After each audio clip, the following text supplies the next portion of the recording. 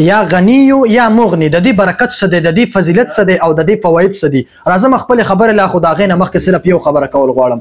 ډېر ملګري مونږ ته وایي یاره قاري صاحب زموږ کاروبارونه بند دي، مونږ ته کاروبار نه میلاویږي، او که میلاو هم شي نو مونږ ته ګاهکونه نه راځي. یاره قاري صاحب دا څه وجه کیدای شي؟ د دې مین وجه یوه دا ده چې د خپلو منځونو پابندي کوي جي، مونځ په ټایم باندې کوي. د ټولو نه غټه زمونږ غلط فهمي او د ټولو نه غلط چې کوم دی هغه زمونږ مین وجه دغه ده چې مونږ مونځ نه کوو، مونځ په ټایم کوي جي.